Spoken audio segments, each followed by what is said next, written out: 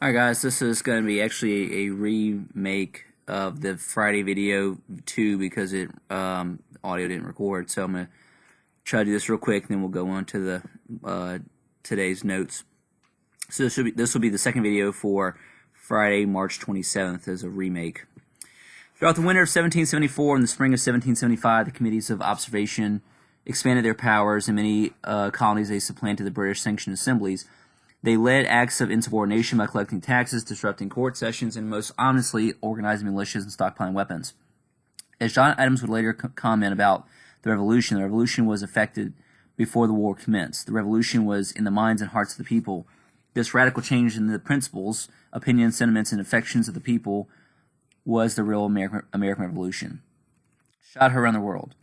The British underestimated the strength of the growing pro-revolutionary movement. Government officials mistakenly believed that if they arrested the ringleaders and confiscated their arsenals, violence would be averted. To that end, the English dispatched troops to confiscate weapons in Concord, Massachusetts in April 1775. The troops had to first pass through Lexington, where they confronted a small colonial militia called Minutemen, because they repeatedly could be ready to fight on a minute's notice. Someone, probably one of the Minutemen, fired a shot, which drew British return fire. When the Battle of Lexington was over, the Minutemen had suffered 18 casualties, including 8 dead. The British proceeded to Concord, where a much larger contingent of Minutemen awaited them. The Massachusetts militia inflicted numerous casualties on the British redcoats and forced them to retreat. That a contingent of colonial farmers could repel the army of the world's largest empire was monumental, which is why the Battle of Concord is sometimes called the shot heard around the world. The two opponents dug in around Boston, but during the next year, only one major battle was fought. The two sides regrouped and planned their next moves. For the colonists, the period provided time to rally citizens to the cause of independence. Not all were convinced. Among those remaining loyal to the crown, such people were called loyalists, were government officials, devout Anglicans, merchant dependent on trade with England, and many religious and ethnic minorities who feared persecution at the hands of the rebels. Many slaves believed their chances for liberty were better with the British than with the colonists, a belief strengthened when the royal governor of Virginia offered to free those slaves who escaped and joined the British Army. The pre-Revolutionary War era saw an increase in the number of slave insurrections, dampening some Southerners' enthusiasm for revolution. The Patriots were mostly white Protestant property holders and gentry, as well as urban artisans, especially in New England, where Puritans had long shown antagonism towards Anglicans. Much of the rest of the population just hoped the whole thing would blow over. The Quakers of Pennsylvania, for example, were pacifists and so wanted to avoid war. The Second Continental Congress convened during this period, just weeks after the battles of Lexington and Concord. Throughout the summer, the Congress prepared for war by establishing a Continental Army, printing money and creating government offices to supervise policy. The Congress chose George Washington to lead the army because he was both well-liked and a Southerner, thus bolstering support in an area with many loyalists. There is a lot of interesting military history, but that's not what the AP test covers. Not all delegates thought the war was inevitable, and many followed John Dickinson, who was pushing for reconciliation with Britain using the Olive Branch Petition. Adopted by the Continental Congress on July 5, 1775, following the skirmish at Breed's Hill, often known as Bunker's Hill, the Olive Branch Petition was the last-ditch attempt to avoid armed conflict. King George III, however, was hardly interested in the proposal since he considered the colonists to be open rebellion, given the boycotts, attacks on royal officials, and resistance at Lexington and Concord. Still, it's worth noting that just 1 year before the adoption of the Declaration of Independence, the colonial leaders were trying to reconcile with the mother country. All right, Declaration of Independence. The rebels were still looking for their masterpiece of propaganda that would rally the colonists to their cause. They got it in Common Sense, a pamphlet published in January of 1776 by an English printer named Thomas Paine. So that's about 5-6 months before the Declaration of Independence. Paine was not only advocated colonial independence, but he also argued for the merits of republicanism over monarchy. The pamphlet was an even bigger success than James Otis's the rights of the British colonies were rested and improved. Though literacy rates in New England were somehow higher thanks to the Puritan legacy of teaching children to read the Bible, most of the nation's 2 million inhabitants could not read. Nevertheless, Paine's pamphlet sold more than 100,000 copies in its first 3 months alone, the proportional equivalent of 713 million downloads today. The secret to Paine's success was that Common Sense stated the argument for independence in plain spoken language, accessible to colonists who couldn't always keep up with the lofty Enlightenment speak of the Founding Fathers. It helped swing considerable support to the patriot cause among people who had worried about the wisdom of attacking the powerful mother country. In June, the Congress was looking for a rousing statement of ideals, and it commissioned Thomas Jefferson and four of the dudes to write the Declaration of Independence. He also did not let them down. The Declaration not only enumerates the colonists' grievances against the Crown, but it also articulates the principle of individual liberty and the government's fundamental responsibility to serve the people. Despite its obvious flaws, most especially that it pertained only to white property men, it remains a work of enormous power. With the documents signing in July 4, 1776, the Revolutionary War became a war for independence. All right, then it has a bit of a timeline of how everything led up to the Revolutionary War, which is good to be aware of. Then it goes into the actual high notes of the war itself. After several years of fighting, the British surrendered at Yorktown in October of 1781. You should remember a few other facts about the war. The Continental Army, as opposed to local militia, had trouble recruiting good soldiers. Eventually, the Congress recruited blacks, and up to 5,000 fought at the side of the rebels. In return, most of those who had been slaves were granted freedom. The Franco-American Alliance, negotiated by Ben Franklin in 1778, brought the French into the war on the side of the colonists after the Battle of Saratoga. This was hardly surprising given the lingering resentment of the French toward the English after the French and Indian War.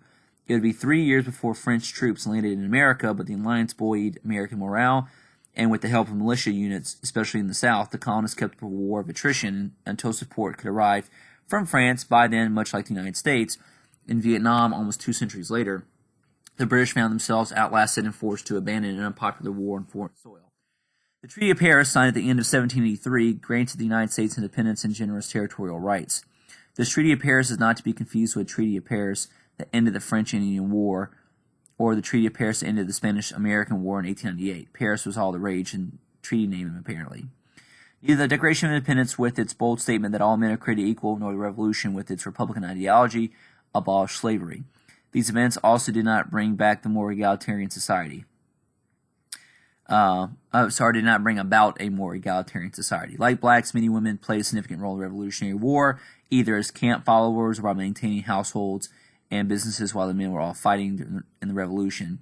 It would take another war to end slavery, the Civil War, and centuries of hard work towards progress to help bring about greater political and economic equality for women. Then it has a little sidebar about George Washington versus volunteer militias. George Washington was one of the wealthiest men in America, and to a great extent his involvement with the independence movement grew out of his dissatisfaction with the mercantile system, which he felt was keeping him from expanding his fortune as much as he might have liked. The tobacco he sent to Britain never fetched the price he wanted, and the goods he received in return were too expensive and of shoddy quality. He wanted relief from British taxes and the freedom to sell to and buy from whoever he liked. The American Revolution was fueled in large part by libertarian sentiments such as these.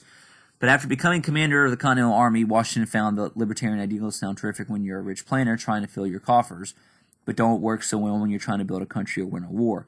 Washington pressed for a professional standing army and demanded that the states raise money to pay for the troops, but the libertarian-dominated Congress replied that those ideas were precisely what they were trying to fight against, and that Washington would have to make it do with the volunteers who had paid their own way. So that ends that section that I missed on Friday. Let me try to pull up the key concepts here real fast. Give me a second. Let's see, topic 2 still. Yeah. All right, so we're after. No, I need to pick up the French Indian War. So we're picking up for key concepts for Unit 3 in the APUSH course guidebook. Picking up with the key concepts that start with the the 7 Years' War. Topic 3.2. Colonial rivalry intensified between Britain and France in the mid-18th century as a growing population of British colonies expanded into the interior of North America, threatening French-Indian trade networks and American and Indian autonomy. Britain achieved a major expansion of its territorial holdings by defeating the French, but at a tremendous expense, setting the stage for imperial efforts to raise revenue and consolidate control over the colonies. After the British victory, imperial officials' attempts to prevent colonists from moving westward generated colonial opposition, while native groups sought to both continue trading with Europeans and resist the encroachments of colonists on tribal lands. The imperial struggles of the mid-18th century, as well as new British efforts to collect taxes without direct colonial representation or consent and to assert imperial authority in the colonies, began to unite the colonists against perceived and real constraints on their economic activities and political rights. Colonial leaders based their calls for resistance to Britain on arguments about the rights of British subjects. the rights of the individual, local traditions of self-rule, and the ideas of enlightenment. The effort for American independence was energized by colonial leaders such as Benjamin Franklin, as well as popular movements that included the political activism of laborers, artisans, and women. In the face of economic shortages and the British military occupation of some regions, men and women mobilized in large numbers to provide financial and material support to the Patriot movement. All right, philosophical foundations of the American Revolution. Enlightenment ideas and philosophy inspired many Americans and political thinkers to emphasize individual talent over hereditary privilege, while religion strengthened American views of themselves as people blessed with liberty. The colonists' belief in superiority of Republican forms of government based on the natural rights of the people found expression in Thomas Paine's Common Sense and the Declaration of Independence. The ideas in these documents resonated throughout the American history, shaping American understanding of the ideals of which the nation were based. All right, the revolution itself. Despite considerable loyalist opposition as well as Great Britain's apparently overwhelming military and financial advantages, the Patriot cause succeeded because of the actions of colonial militias and the Continental Army, George Washington's military leadership, the colonists' ideological commitment and resilience, and assistance sent by European allies. The influence of revolutionary ideals. During and after the American Revolution, an increased awareness of inequalities in society motivated some of the individual and groups call for abolition of slavery, greater political democracy in state and national governments. Most of this is after the war, so we'll just cover this in the next video. Have a good day.